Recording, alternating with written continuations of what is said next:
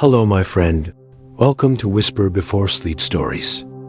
I'm David, your storyteller, sharing timeless tales from ancient legends and medieval myths to modern-day stories full of feeling. Here, you'll be wrapped in a soothing voice, relaxing sounds, and a calming space that helps you release tension, quiet your mind, and fall into a deep, restful sleep. I hope each story brings you a sense of peace, connection, and a touch of magic for your soul before you close the day. Maybe today you are stuck in traffic, or maybe the news felt heavy again. Maybe your brain still buzzes from conversations you didn't finish or messages that never came. Either way, it's okay now. You're here, and we're going somewhere quiet. There's something beautiful about handwritten letters, about ink that soaks through paper fibers, about the little tremble at the end of a stroke when the writer paused just a moment too long. Maybe you've held one recently, or maybe it's been years, but you remember the feeling. Tonight's story begins with a letter, a small, unassuming one. No name on the front, no seal, just folded paper and a few lines of elegant script that someone wrote with a steady hand. A letter that crossed seas, deserts, mountains, and snow without ever knowing its destination. So before you get comfortable, take a moment to like the video and subscribe, but only if you really like what I do here. And let me know in the comments, where are you listening from? And what time is it right now where you are? Now, turn off the lights, maybe turn on a fan for some soothing noise, and let's go on a journey together tonight, or some meditation to help the audience relax their minds. You shuffle slowly along the banks of the Nile. The air is warm, but not hot. A breeze comes from the north, trailing whispers from places you haven't seen, curling through narrow Cairo alleys scented with cinnamon and heat. It's the year 1831, and the sun glows like polished brass above the city, softening as it sinks westward. In your satchel is a letter, folded with care, wrapped in a square of rough cotton. You didn't write it, and the person who gave it to you didn't write it either. But it feels important. Feels like it's meant to be carried. You're not a messenger, not really. More like a merchant with too much time and not enough cargo today. But when the man at the spice stall pressed it into your hand without a word, just a bow, just that you didn't question it. Now it rides quietly against your side. The ferry across the Nile rocks gently, the planks creaking beneath your feet. A child plays with a reed doll in the corner, while an old woman mumbles verses into her shawl. You sit down on a coil of rope and listen to the river hum beneath you. Cairo in 1831 is a city between breath and history. Muhammad Ali Pasha is modernizing everything: printing presses, palaces, new schools for the elite. But just beyond the edges, in places the city planners forget to mark, the old Cairo remains. The whispered Cairo, the one with tea shops hidden in the back of fabric stalls, where boys still sell matches and old men write poetry on date leaves. That's the Cairo the letter came from. As the ferry reaches the far bank, your boots sink slightly in the muddy embankment. You adjust your pack and begin walking northeast toward a caravanserai near the city's edge. The letter stays with you. It's wrapped in cotton dyed with indigo and copper. Faded symbols inked into the cloth hint at Sufi poetry. Or maybe it's just decorative. No one can say for sure.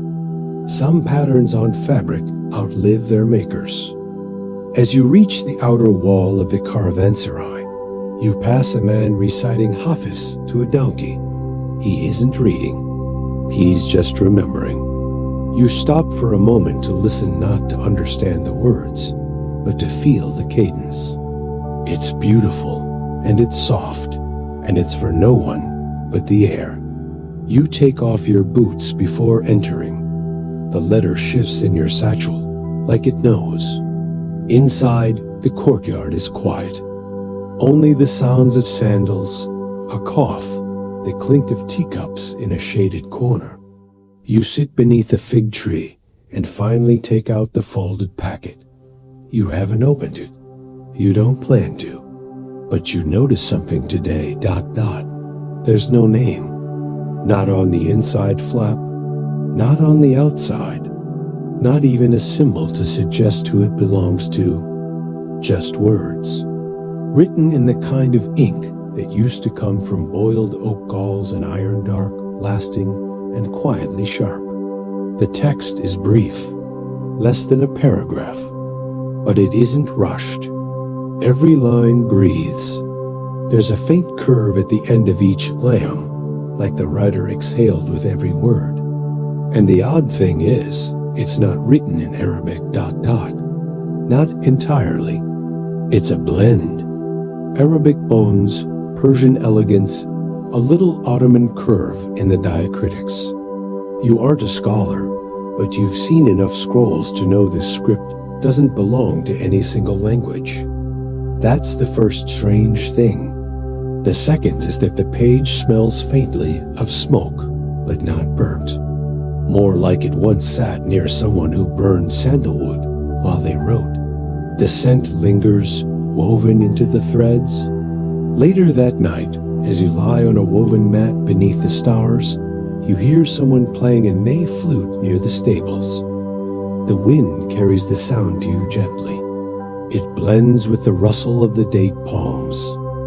You close your eyes, and the letter waits. It's waiting for someone. You're just the hands in the middle, but that's okay. Some letters know exactly where they're going, even if no one else does. And somewhere in the distance, a camel bell rings softly.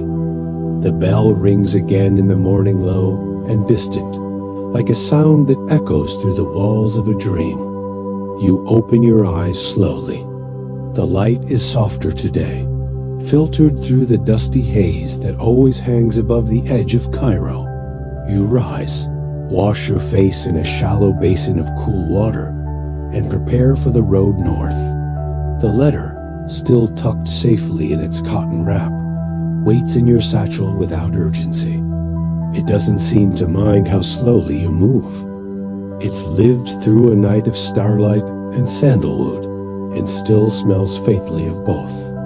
You join a camel caravan bound for Alexandria, a slow weaving passage through Egypt's northern plains, following the old salt and spice routes. Your fellow travelers are quiet. Traders, a French scholar heading home, two Sufi mystics who rarely speak except to murmur to the wind. One of them carries a folded cloth that looks suspiciously like a portable prayer rug. The other, a tin flute that's never played. Your camel walks with a rhythm that somehow matches your thoughts, soft and repetitive. The letter presses lightly against your hip, like it's humming a silent song of its own. By late afternoon, the caravan pauses beneath the sparse shade of acacia trees.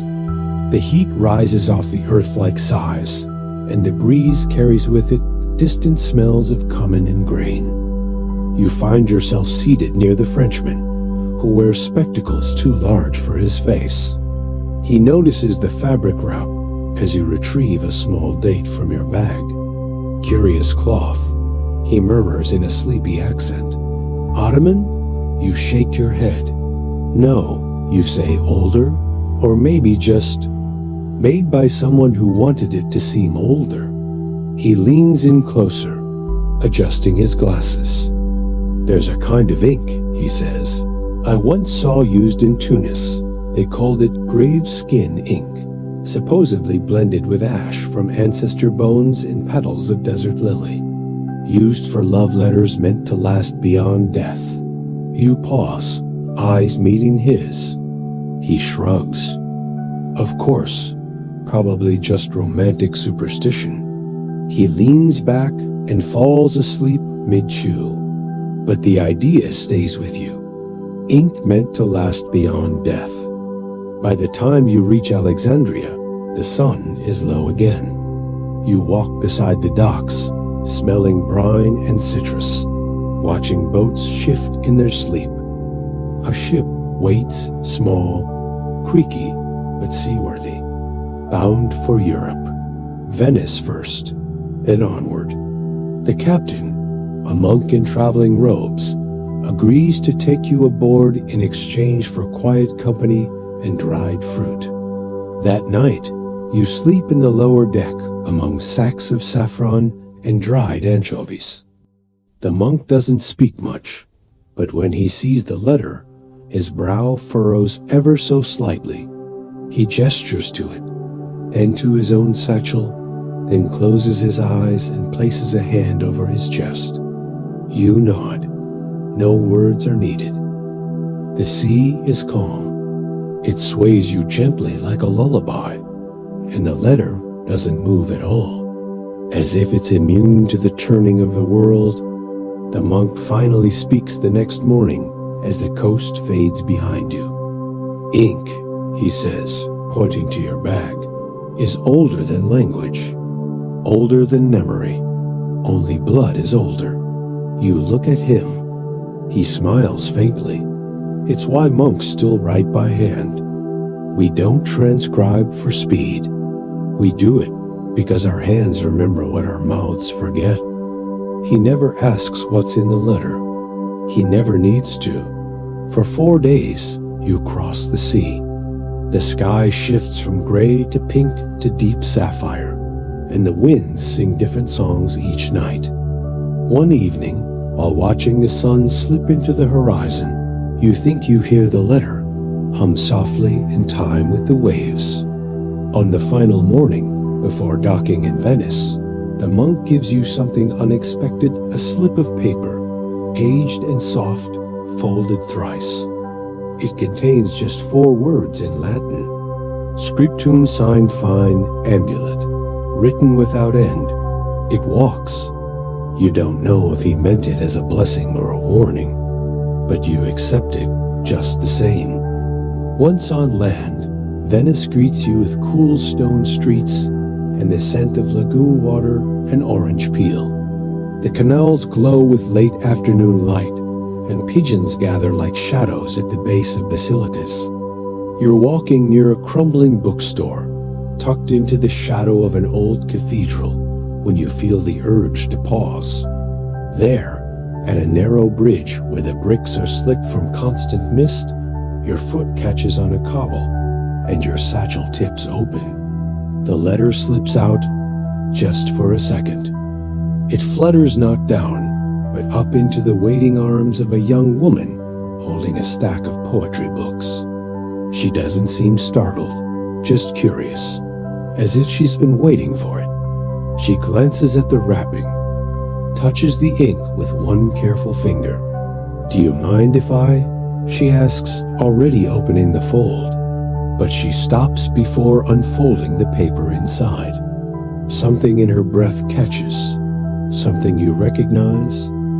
Recognition without memory. You nod. She doesn't keep it. She tucks it inside a thin volume of handwritten Italian verse and returns it to your hands, eyes distant. "Thank you," she says, and walks away as if nothing passed between you. The next day, you will open that book again to look for a poem, but you won't find it, because the letter is gone. Not lost, just somewhere else now. Still walking. You stay in Venice longer than you meant to. The city has a way of holding you gently, like a palm cradling water, letting time slip between its fingers without resistance. The canals murmur under bridges, and every echo feels like someone remembering a name they haven't spoken in years. You search for the letter. Of course you do. Not frantically, not even with hope, really, but with something else, a kind of quiet loyalty. As if your feet already know they'll never find it, but they want to honor the walk. You return to the little bookstore. The same pale sunlight seeps through its warped glass, brushing dust motes in the air like faded music. But the girl is gone. Or maybe she was never meant to stay. The shopkeeper doesn't remember her. Doesn't remember the book either. You walk along the canals. You check benches and bridges, and even beneath a pew in a small, crumbling chapel. Nothing. But the city does offer you something else. A pause. A place to sit and listen. You rent a small room above an apothecary, just large enough for a cot and a window that rattles when it rains. The scent of herbs and lavender water drifts through the cracks in the floorboards. Below, the shopkeeper, a woman named Alessia, grinds petals and dried roots with mortar and pestle, humming quietly to herself. She notices your restlessness, doesn't ask why, just invites you to dinner. You sit across from her one night, watching her hands move with the certainty of someone who's learned to measure things by feel and memory instead of spoons. There's soup, something green and soft, bread, warm, and a silence between you that doesn't feel empty. Then, unexpectedly, she says, "You've lost something." You look up. She smiles, not sad, not kind, just real. Like a mirror you forgot to look into. Something that wasn't yours, she adds, but that you were meant to carry. You nod, slowly. There are old stories, she continues, stirring her soup, about letters that walk. Not metaphorically, literally. Words that know their path better than their writers. Messengers who are only ever meant to hold them for a while. You blink. The candle beside you flickers. Do you believe in that sort of thing? You ask. She shrugs. Only when it rains. And that night it does. The rain comes soft at first, tapping the tiles like fingers on parchment, then heavier. Venice darkens, and the canals glow with golden street lamp reflections, like melted constellations. You lie in bed, listening. You half expect the letter to flutter through the window again, caught in a gust. It doesn't, but you dream of it. You see the woman from the bridge, not in Venice now, but in some candlelit room, unfolding the letter slowly, her lips moving as she reads. You can't hear the words, but you feel them. They press gently against your chest. They're not instructions, not poetry, not warning, just presence. The dream shifts. The woman walks through a corridor lined with wooden shelves too tall, too endless to be real. Books spill from their places. And in her hands, the letter glows faintly, like the last coal in a fire. When you wake, your hands are empty. And yet you feel heavier. In a good way. Like something inside you has finally settled. You spend one last morning in Venice walking slowly, with no destination. You stop at a small chapel, carved into the side of a crumbling palazzo. Inside, a fresco of a blue-winged angel curls downward from the ceiling, arms full of scrolls. No one else is there, but a single white feather rests on the altar. Maybe it's just from a pigeon, or maybe not. You don't need to know. At the train station that afternoon, you stand with your small bag and nothing urgent. A breeze filters through the iron arches above the platform. And just before you step onto the train, you hear a voice. Familiar, not recent. It's Alessia. She calls your name, not loudly, not pleading. Just gently, you turn. She's holding something. A book. Not the one with poetry. A different one, older. Bound in cracked leather and tied with silk cord. She places it in your hands and smiles again with that same unflinching clarity. Not a letter, she says. but a question. You open it later, once the train is moving, and the countryside blurs like watercolor through the window. Inside, the pages are mostly blank, but in the center is a single phrase written in ink as dark as the night. Why do you think it needed you? You sit with that question as the train cuts through hills and valleys, headed toward Vienna. And somewhere far away, the woman who held the letter is no longer reading. She's writing, maybe something new, maybe something for you. The train rocks gently through the folds of the Austrian countryside, each turn and sway like the settling of thoughts after long-held silence. Outside, snow has begun to fall softly, silently. It coats the old farmhouses and fence posts in a powder of forgetting, the kind of snow that hushes even the most stubborn city noise. By the time you arrive in Vienna, it's already dusk. You step off the train and into air that smells of coal smoke and pine. The station is warm, but the world outside is slow and pale. You walk along quiet streets lined with tall buildings that seem to lean inward, listening. Their windows are lit like soft lanterns, small stories flickering behind curtains. In your coat pocket is the book Alicia gave you. The question inside, why do you think it needed you, still echoes in your mind. You don't have an answer, but that's never stopped a story from continuing, has it? Your breath clouds as you follow the slush-packed sidewalk toward an address written on a slip of paper you don't remember receiving. Just found it tucked in the book between two blank pages. Elegant handwriting. Vienna. A street name. A number.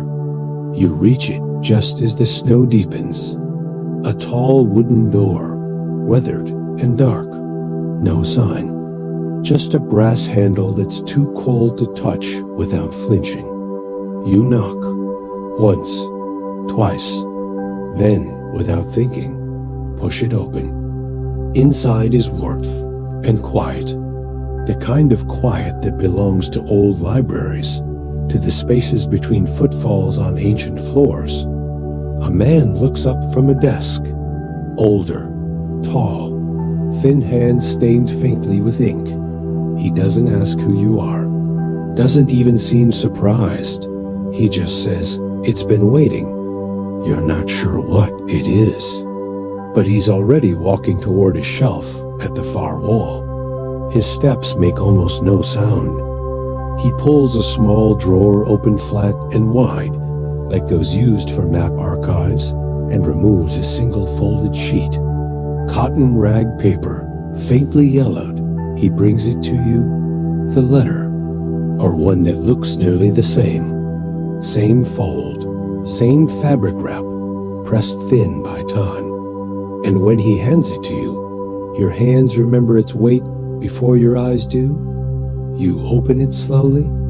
Still no name. Still no destination ... But the writing, it's changed. You aren't sure how, exactly. The words look the same, but they feel different. Like the message evolved in the quiet, shifted to meet the moment. The librarian, he hasn't spoken since. He simply watches, not impatiently, more like a custodian who's seen this moment before and knows it isn't his. When you finally look up, he gestures toward the firelit corner of the library. There's a reading nook, a leather chair that creaks. Anh tế bân uýt ánh lắp ẩn tủ cấp ấp ti ồn gì đi tốt.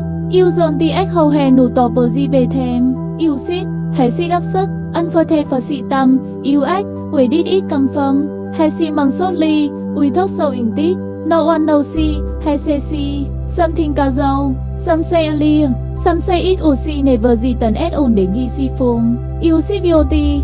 He continues. One theory, he says, suggests it was written by someone who never existed. A ghost, maybe. Or someone forgotten by every record, but remembered by the paper. You hold the letter in your hands. Feel the texture of the paper.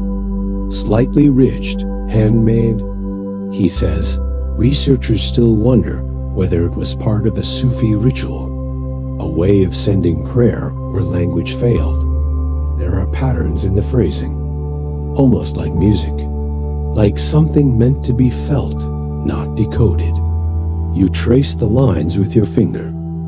The ink doesn't smudge, but it isn't fully dry either, as if it's still writing itself. What do you do with it, you ask? The librarian shrugs. Keep it warm, he says, and let it choose. You glance down. The paper flutters slightly in your hand, though the windows are sealed tight and no draft moves through the room. Let it choose. You place it on the table, and it settles.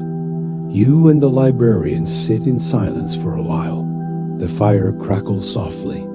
And when you next look up, he's standing again, this time offering you a small linen satchel. Inside it, a new wrapping cloth, indigo and gold, and an envelope with your name. You don't open it. Not yet. He sees this and nods once, then returns to his desk as if the scene has concluded. If you dream of it again, he says, follow the door that wasn't there before. You nod and step out into the snow. It has stopped falling. The streets are clear and soft underfoot. And the letter, wherever it goes next, will walk the rest of the way on its own. The city is darker now, quieter than before. You step through Vienna like someone returning from a very long sleep. The snow doesn't crunch under your boots anymore. It simply shifts. The streets feel wider, emptier, as if the world has paused just long enough for you to listen. You don't rush. You don't need to. You've learned by now that whatever the letter is, it isn't bound by time the way we are. It moves when it's ready. It rests when it must. And somehow, always it finds a hand willing to carry it a little further, even without knowing why. Your fingers brush the envelope with your name again, still unopened, still pulsing faintly, like a gentle breath. You stop at a cafe near the edge of the canal district. It's empty except for an old man wiping glasses and a radio playing some forgotten waltz. You sit by the window, watching snowmelt run down the glass in slow rivers like tears with nowhere urgent to go. You open the envelope. Inside, one sentence, nothing else. Some letters are maps for the soul. You fold it slowly, deliberately, and place it inside your coat pocket next to your heartbeat. Across from you, a young woman enters the cafe. She's carrying a parcel plane, wrapped in old silk. It looks familiar in a way that doesn't make sense. She sits 2 tables away, orders tea, then hesitates. You feel the shift before you even see it. She stands, approaches, and says softly, I think this is for you. And you know before she even offers it that it's not the letter you carried. It's another. Or maybe the same one, rewritten, reborn, reworded by someone else's quiet hours. You take it in your hands and feel its warmth. Yes, warmth. Like it's been resting in a lap beside a fireplace. You don't open it. Not yet. Instead, you say thank you. She smiles and returns to her seat. Neither of you speak again. That night, back in your small room above the canal, you light a candle and lay the new letter beside you on the bed. You don't read it. You don't need to. Its presence is enough.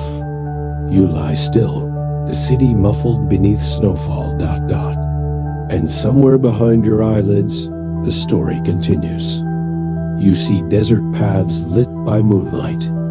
A caravan, traveling without sound. A Venetian woman dipping her pen into ink made from crushed violet petals. A librarian folding the corners of a page with reverence. You see hands. Hands passing pages. Pages folded into pockets. Pockets traveling across oceans. And you understand? The letter was never meant to be read. It was meant to be held, to be carried. Maybe tomorrow the letter will move again. Maybe it will find new hands, new eyes, another unfamiliar pocket to rest in. Or maybe, just maybe, it will stay with you a little longer. You don't need to know. The journey continues, even if your eyes close now. Even if your dreams shift into strange, wandering shapes.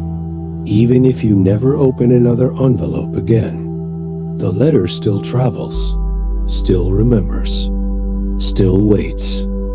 And if someone else finds it one day and feels something they can't explain if they pause, just briefly to wonder why it came to them, that will be enough ...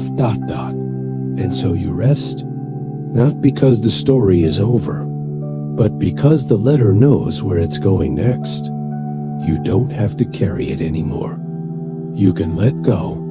Let the paper fold itself into silence. Let your breathing soften. Let the candle go out. Let the letter travel. Alone now, but never lost.